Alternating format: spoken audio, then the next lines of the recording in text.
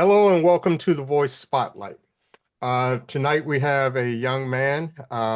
Back in October of last year, we interviewed his mother, Kwajalein Lewis, and that was Spotlight 38, and we're up here in the 40s now.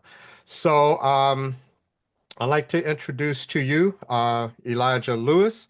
How are you tonight, sir?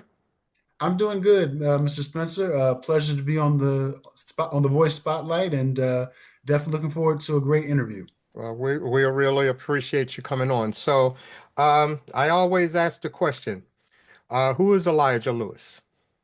Okay, well, I am from Baltimore, Maryland, originally.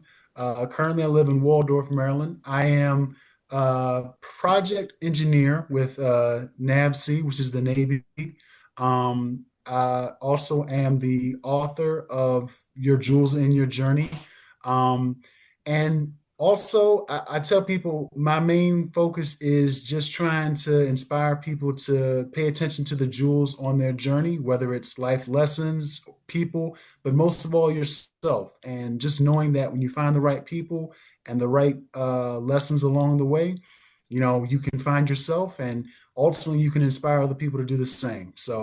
I'm also uh, if those you can tell by my shirt, I'm also a Morgan State Morgan alum. State alumni. Yeah, yeah. I got my master's in cybersecurity there, and I also got my bachelor's in mechanical engineering from Tuskegee University as well. Oh wow, Uh, historic, so historic. yeah, so shout out to all the HBCUs. It is Black History Month, so definitely we always got to rep, but this is the perfect time to rep the HBCUs, especially to the 1,000th power. And Right. I'll end this also by saying, because I have on my blue and orange, I'm also a graduate of the illustrious Baltimore Polytechnic Institute as well. So shout out to all the Poly alums who might get a chance to watch this too. You've been around, you've been around. Yes, So, sir. I have the copy of your book, and one of the reasons that held me up is I usually flip through it, but then I found myself that when I was sitting waiting for people or waiting for an appointment or something like that, I was reading the book. So I mean, reading the book. Sometimes I drop kick it to get my questions and stuff, and then maybe go back later. But I found myself reading through it, which is kind of a different approach I'm going to take to the questions. But your jewels are in your journey, the title and the reason. So let's where did the title come from and what is your reasoning for writing the book? Okay, well, the title actually came from my publisher, Matthew C. Horn. When I met Matthew to write my book in September of 2022, he asked me to list a bunch of titles that I like to call my book.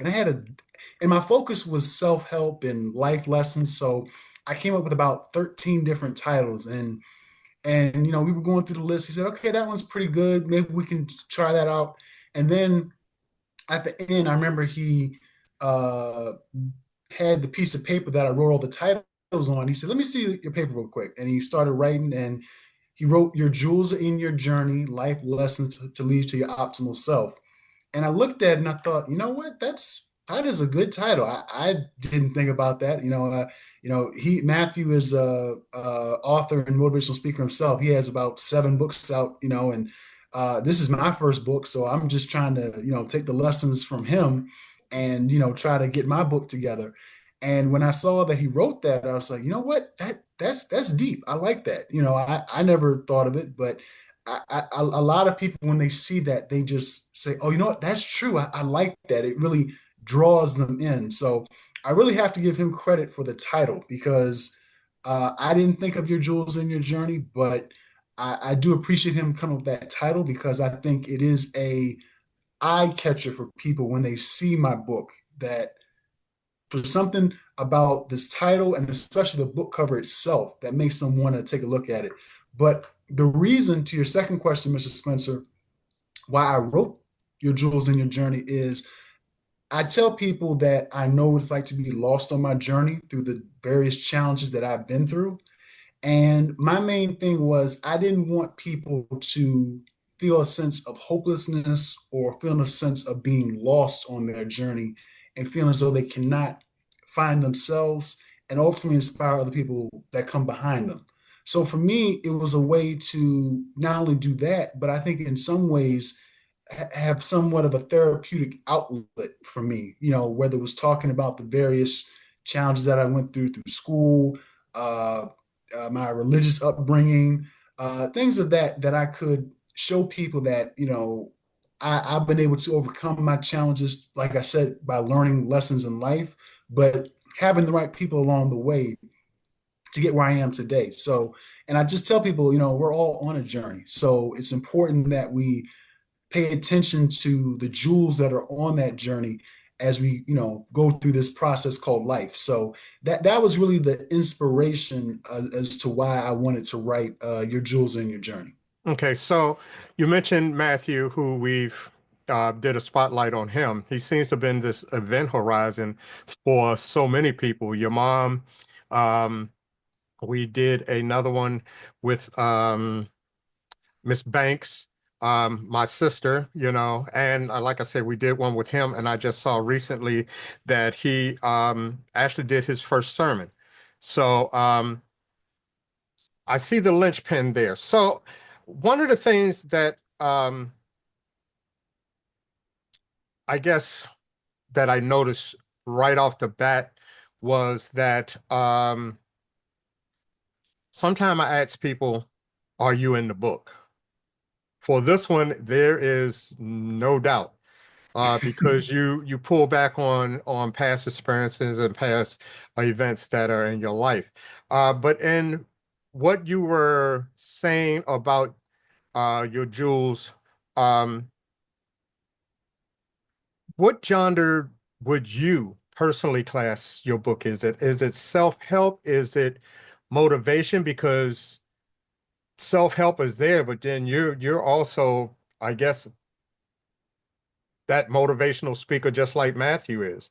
I have since we've since connected together on Facebook, so I see a lot of the things that you're doing. So if you were to class it, and I actually poked in on Amazon, and I don't know if they've given it a class or genre to itself, what would you say your book is?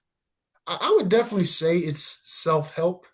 And because, like I said, I'm just trying to, tie in my experience, but also as you read my book, Mr. Spencer, the different sources of inspiration that one can uh, go to for motivation. So I definitely tie it to self-help for that reason.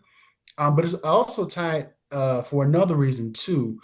There was a gentleman that I know who's also a publisher. He told me about this organization called the International Impact Book Awards. And what they have is a way for authors to nominate their books in certain categories uh, to be recognized.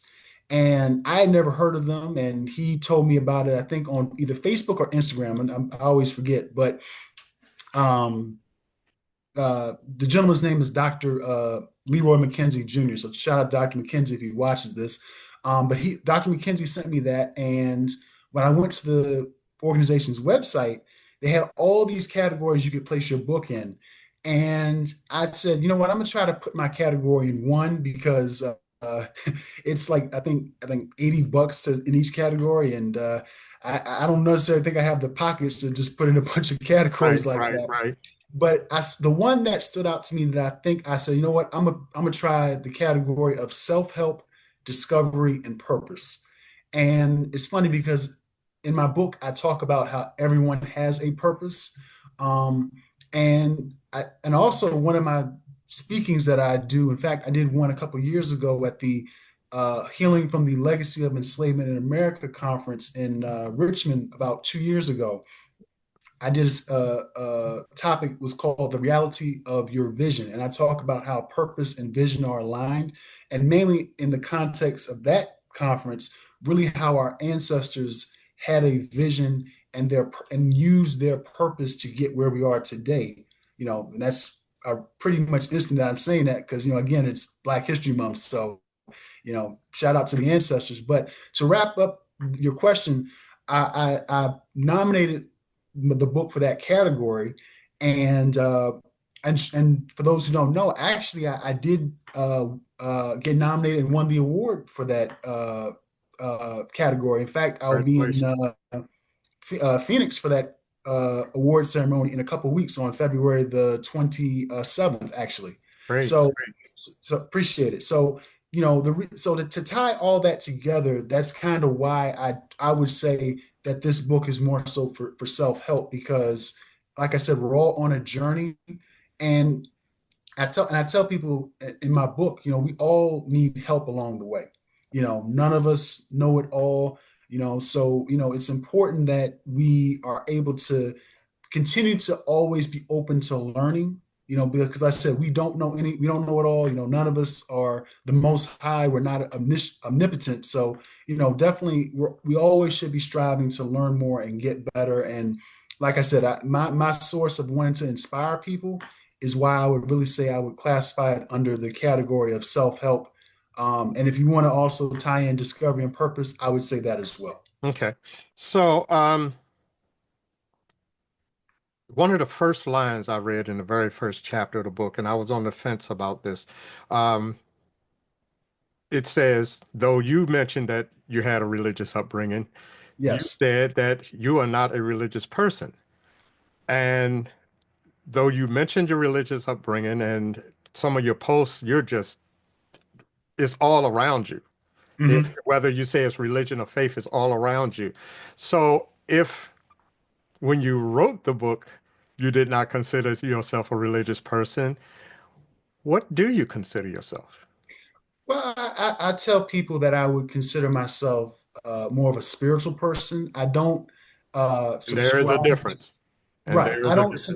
I don't subscribe to any religion. Now, for those of who though people who like to know my religious upbringing, I was brought up originally. I went to church with my mother in the AME church, so I did grow up as a Christian. And then my family and I, if you read my book in chapter 5, you'll find out that my parents and I we spent 10 years as Hebrew Israelites, and unfortunately, that organization was essentially a cult, unfortunately. And I talk about how in my chapter, "Don't Let Others Put You in a Box." I call that portion of that chapter my 10-year box because I spent 10 years with the Hebrew Israelites in an organization called the Israelite Church of God in Jesus Christ. And since then, me and a lot of people have left the organization. You can learn more of the ins and outs of it when you read my book in chapter 5. But I say I'm a spiritual person because I'm more concerned about, of course, my relationship with the Most High. But I tell people that I don't judge anybody for their religious beliefs. I mean, because that is your right, so it doesn't matter to me whether you're, Hebrew Israelite, Christian, Muslim. My main focus is that how can I be the best person I can be morally? And I think one of the things you learn in a cult, unfortunately, is that you see that there are a lot of wolves in sheep's clothing, especially when it comes to religion. And that's not me saying all religious people are bad people. I think you have some very honorable and moral people in their religious beliefs, and I can totally respect that because, in fact, I think that really much is the essence of spirituality. Okay. How even in the Bible, how Christ said, with essentially do unto others if you have them do unto you, or love thy neighbor as thyself. I don't, I wouldn't, to me, I don't mind if you're a Muslim or a Christian or whatever. If you treat me with respect, then I'm definitely going to do my part to treat you with respect. So, and I talk about in my book that the difference between, and I'm, be careful because I don't want to step on anyone's toes, when it comes to their beliefs. But the one thing that I've learned is that spirituality, I think, essentially tells you how to think versus religion tells you what to think.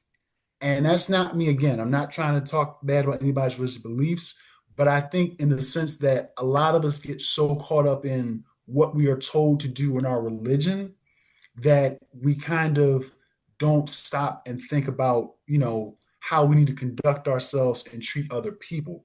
Because like I said earlier, you have some of the, unfortunately, the worst people that are in religion that try to use their religion as a crutch to try to hide their immorality or things like that. And I don't like that. I don't like people. Even you see now, like with some of the churches who are, saying, you got to pay this money, and you got to close the door until we give all the offering. It's like, no, that's not right. You need to, have respect for other people, treat them with respect, continue to be a moral standing human being. And if you happen to practice a religion with that, then so be it. But don't let your religion try to cover up the fact that you may have issues too. Okay. And if you are a person who has his or her own demons, then you have to work on that and not just think that, oh, okay, well, I'm a Christian or a Muslim or whatever my religion belief is, I'm good. It's like, no, just because you believe in God or a higher power, you're still bound to be a moral standing human being. Okay. So when I tell people that I'm not a religious person, that pretty much means I don't subscribe to a religion. It doesn't mean I don't believe in God or I'm an atheist, because as you, like I said, Mr. Smith, you read my book, I totally acknowledge the Most High. But my thing is, as a spiritual person, is maintaining my relationship with the Most High. But because of that relationship that I have with the Most High, I try to do my best to have the best relationship with myself, and in essence, have a great relationship with my family, my friends, and the people who I come in contact with. That's kind of how I describe myself as a spiritual person versus a religious person. Gotcha. Gotcha. Okay. So we're going to go, and that was first page of the book. And we know who you are. So you did bring up chapter 5, but before, and I will get to chapter 5. Chapter 3, you state you have to have a great role model. So give me a little bit, a snippet on how that chapter title came along. Well, I think it's a couple reasons. Like I tell people that your jewels in your journey are not just the life lessons, it's the people that you come in contact with that inspire you. And for me, when I think back on my journey, especially like in high school, with my struggles, I had to really, learn valuable lessons from, whether it was the programs that I was in, being on the swim team, things like that. But I tell people the reason why you have to have a great role model is the African proverb always tells us that, the youth can walk faster, but the elder knows the road.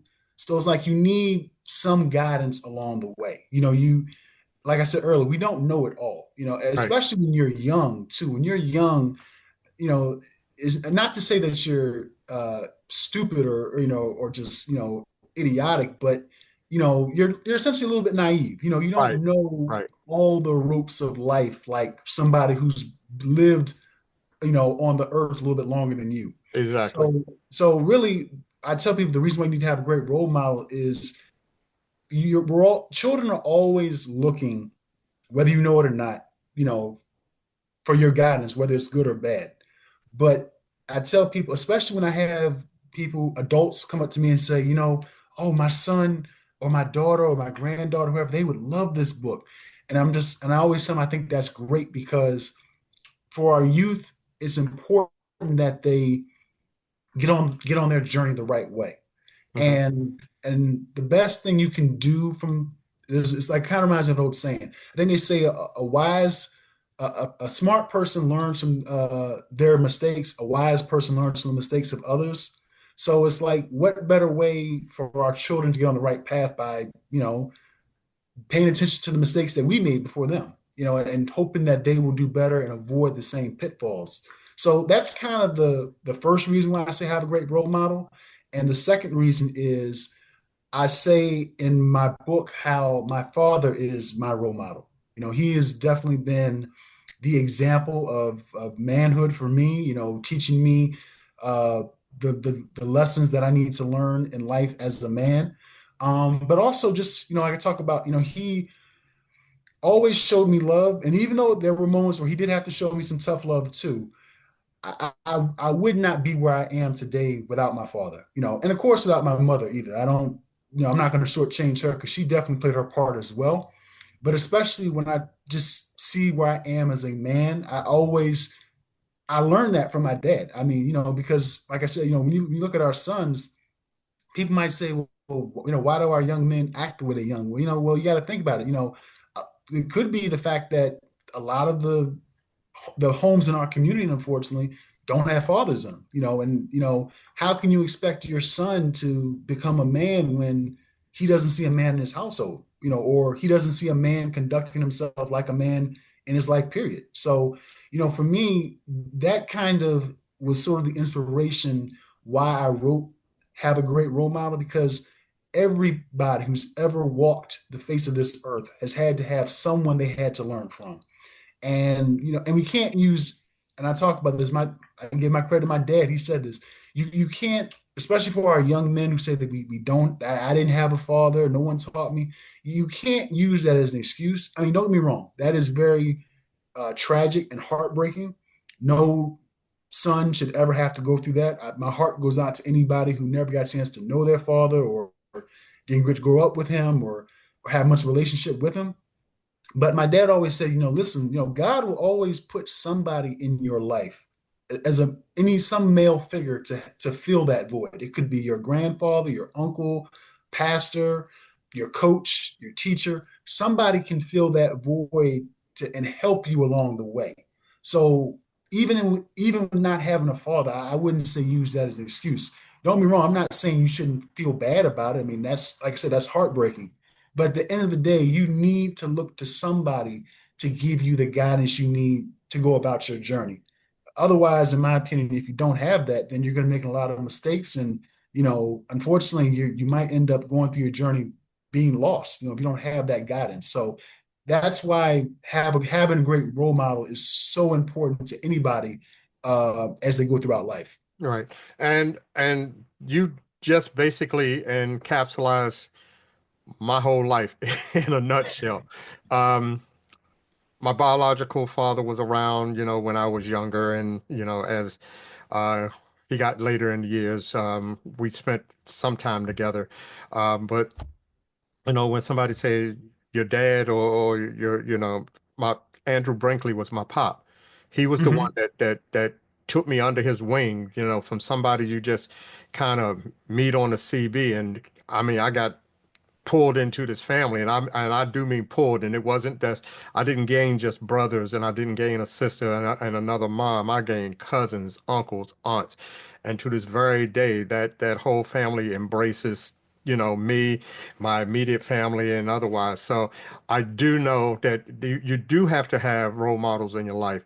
I had role models for how I supervised and managed.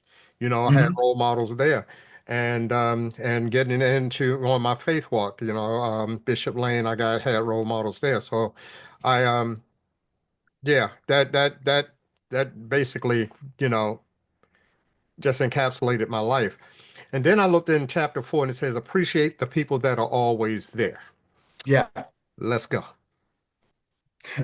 Yeah, that's true. Definitely, as you go throughout life, you have to appreciate the people that are always there for you, because, you know, one of the things is about life is everyone likes to say, life be life, but you want to have people who are there for you, not just in the good times, but also in the bad times too. And uh, I think the Bible talks about how if you would have a friend, you got to prove him first. So you don't want to have someone who's just around for the good times, but also around the bad times as well. Exactly. So definitely appreciating people who are always there for you uh, is very important. Because like I said it before and I say it again. We can't do it by ourselves, but in the moments where you are going through a tough period in life, when those people who are there for you and can, there to pick you up, help you out, those are the people you need to appreciate. And you can't take those people for granted, because, it could be worse. You could have no one at those moments. So, uh, that's kind of the reason why I tell people to appreciate the people who are there for you, because like I said, in the good moments, those that's great, but in the bad moments, having those people with you too is important, and it just shows that those people have a genuine interest in you when they're there for both the good times and the bad. Okay. So we said we were going to circle back round to don't let others put you in a box, chapter 5. Yeah. Okay, let's see it. Let's hear from that. Yeah, so I talked about that a little bit earlier. Part of my experience with the Hebrew Israelites was kind of the reason why I wrote that chapter. But putting that to the side for a second, you know, we all want to do certain goals, certain dreams, certain aspirations, and certain times we tell people that, oh, you can't do that. Who do you think you are? And you should never let people put you in a box. I think, and it might be in that chapter too, where I tell people that, we all have a purpose, so whatever you're interested in or whatever you want to do, you should go through it. You should go for it the best you can. And going back, we talked about earlier with appreciating the people that are always there for you. I think what kills people a lot is that they're surrounded with the wrong people that are telling them that they cannot do these things. And it could also really because those people have tried it themselves and they didn't succeed at it. So they think nobody can do it. But when you have those negative people in your circle that are trying to put you in a box, eventually that gets kind of contagious. And unfortunately you kind of start putting your own self in a box. So what I tell people is, don't limit yourself to anything. And I'll even use my example. When people ask me, did I ever have aspirations about writing a book? And I told them no. I never thought I could do that. I essentially put myself in a box. I'm like, man, I can't write a book. I don't know where to start. And when I met Matthew in 2022, he said these exact words. He said, brother, you're like you got something on your mind. You ever think about writing a book? And I'm just looking at him like, no, like I don't have anything. I just came here for you to sign my books. I wasn't thinking about becoming an author myself, but Right. but I appreciate him honestly for telling me that, because I did not think I could do that. But here I am today, and I'm just glad I took that risk. And my message to anybody is don't be afraid to try. It's much better to say that you tried at something and you failed versus you never tried at all. Right. And I, we only have so much time on this earth. So, you got to think about, when life is all said and done for you, do you want to regret saying that, oh, I wish I did that, but I doubted myself, or I remember my friends, or my significant other, or my parents told me no, I couldn't do that. So I don't want anyone to feel like that. So at least do your best at what you're trying to achieve. And if it doesn't happen right away, doesn't mean it'll never happen. Sometimes, things get delayed, but it doesn't mean it's denied. right. So, and I think a lot of us, when we see something that's getting delayed, we kind of lose hope, and, because we want that instant gratification. But, a lot of times, they always say good things happen to those who wait. So, definitely don't let other people put you in a box, and, live the life that you want to live by achieving the things you want to achieve, whether it's going back to school, writing a book, you know, uh, trying to move up in your career, starting a business, and definitely surround yourself with the people who can not only help you achieve that goal, but give you some support when, like I said, when the tough times come, those people that we said appreciate earlier, surround yourself with those people, because that definitely helps a lot. And Okay. yeah, that's pretty much why I tell people, listen, don't put yourself in a box. And I'll even go back to what I talked about earlier with my religious belief growing up in a cult, because I tell people being in a cult is a very extreme box, because your life is being very rigidly controlled.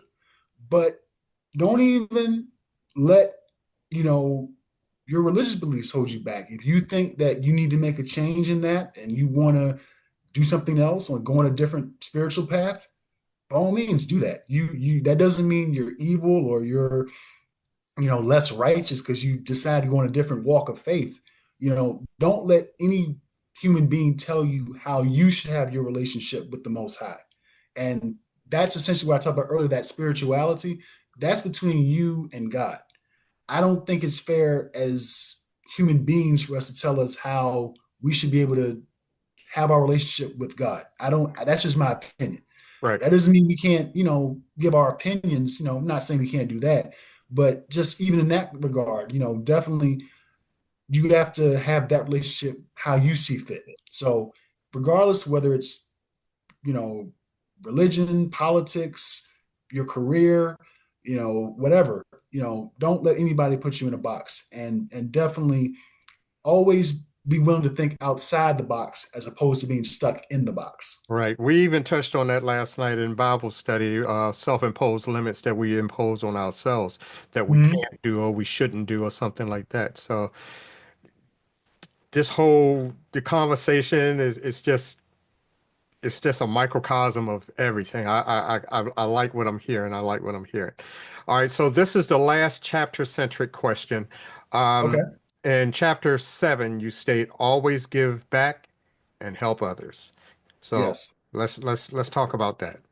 Well, when I think back on my journey and where I am today, I always, like I said earlier, I would not be here if it weren't for certain people in my life on my journey to get to where I am today. So the reason why I tell people to always give back and help others is because you should be wanting to try to get to help people who are coming behind you get to where you are, and in some cases maybe even go beyond what you did.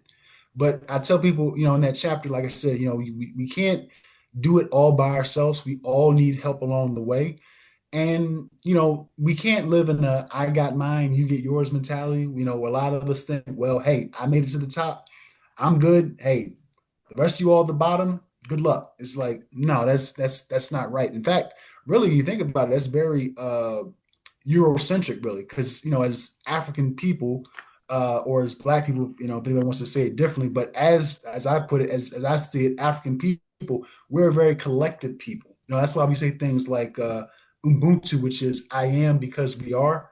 I remember, I think I saw on social media, like there was a story where, like, in an African village, they had like a race to see like who could collect the most fruit or whatever. And as opposed to everyone running individually, they all ran together, so they all made sure everybody could eat.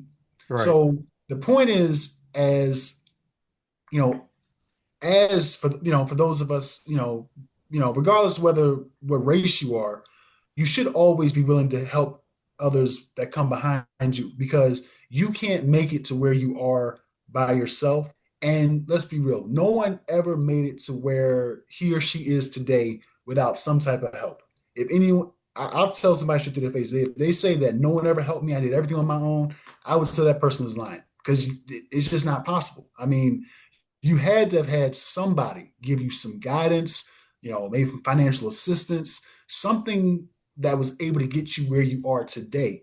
Now, you might have done the work, but you can't just say that it was just all you and you only. I don't think that's the case. So, with that mentality, you have to reflect and say, okay, I was able to get to my goals and my aspirations. Why don't I help somebody else do the same? And that's why I tell people that, the jewels in your journey, when you have the right lessons and the right people, and you find yourself as a jewel as well, hey, take some time to inspire somebody else to do the same, because they might need it. You never know who might need that encouragement or that, you know, motivation to do what they want to do. And maybe you're in a position where you can help somebody, whether it's, financially, whether it's just spreading the word out on social media, you just never know. So that's why I tell people that, hey, you always have to give back and help other people, because somebody helped you get to where you are today.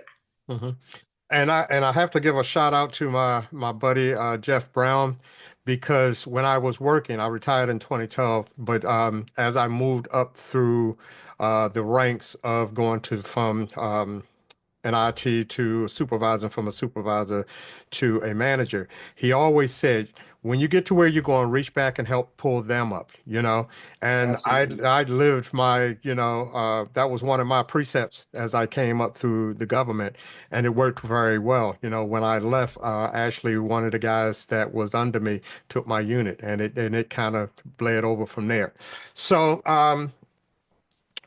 we only have two more questions. And we're going to step out of the chapters, like I said, because I wanted to cover those chapters because I thought that there was some meat on them, you know? Mhm. So, um, early in your book and during your talking, you mentioned your parents, your mom, I know. Yeah. Um, and I've had conversations with her. So,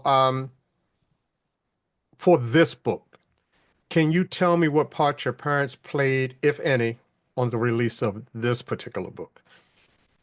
Well, I would say they really played a part in the well, one, they did support and read it, so I'm definitely thankful for that.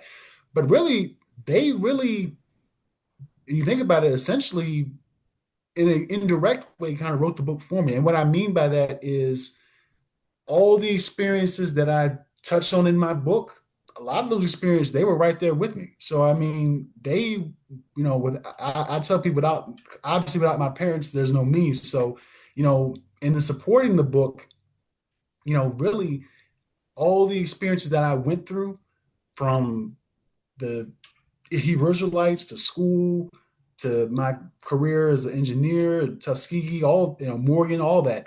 They have been right there with me, and like I said, I would not be where I am today without them. So you know, uh, even though they weren't encouraging me like to, hey, you should write a book or anything like that, I really don't think.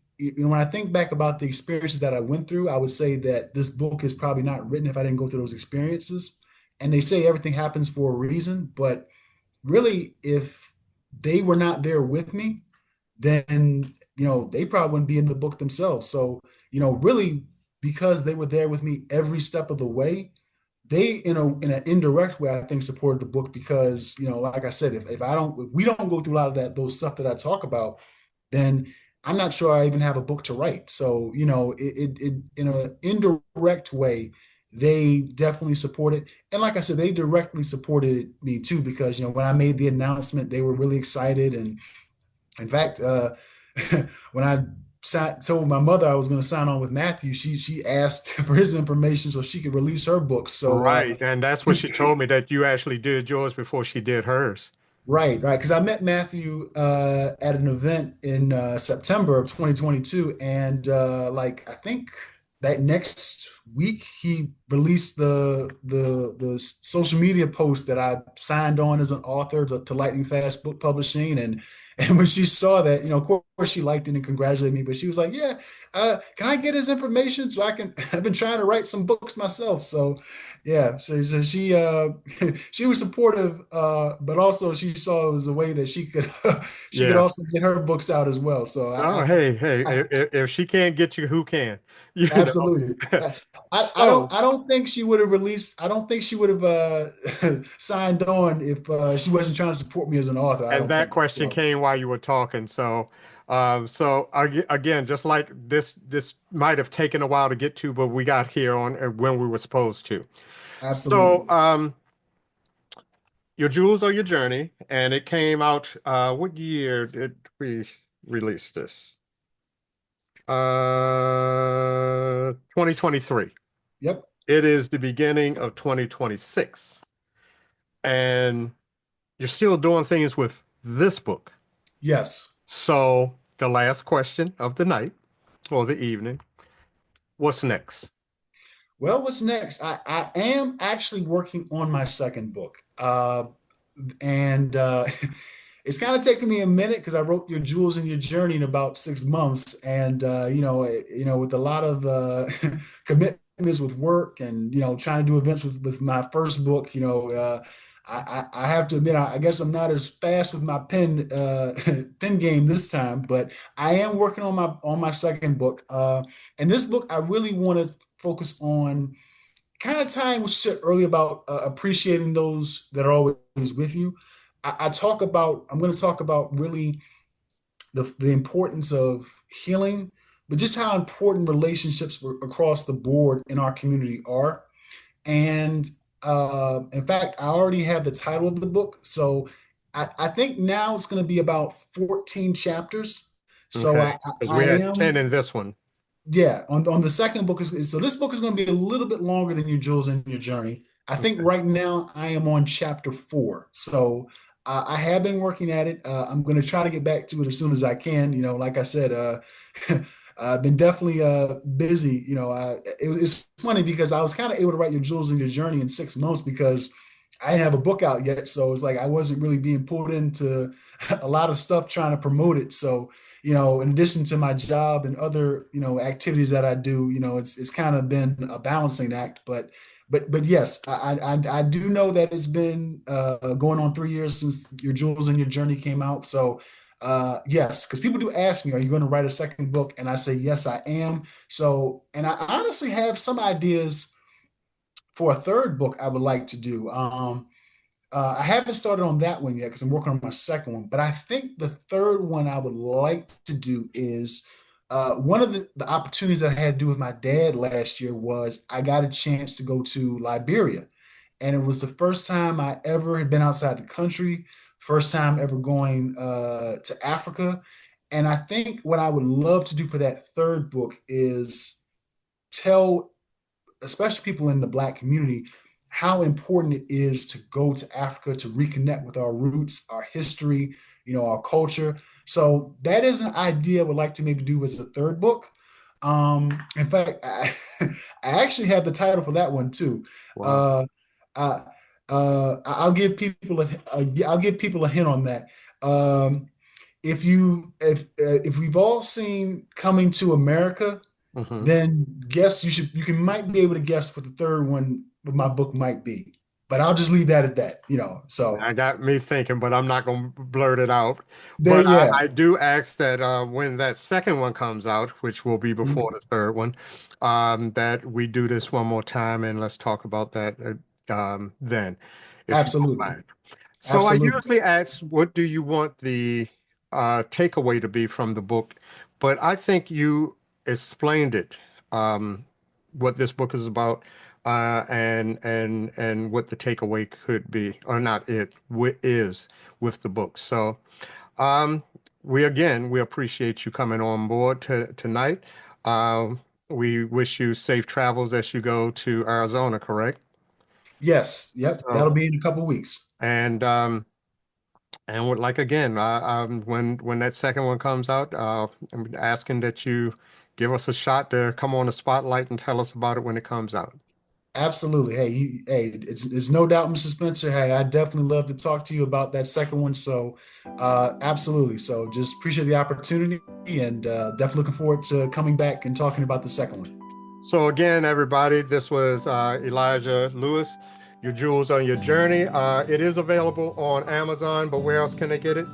Yes, they can get it on Amazon, Barnes and Nobles, but if you really want to get a signed copy of my book, you can go to my website, www.elijahlewis.org, and I will sign the book, have it shipped to you directly. So you can get on Amazon and I Barnes have and mine Noble. signed, so There you go. Hey, there's proof. So, definitely, if you want the signed copy, then definitely go to my website, elijahlewis.org.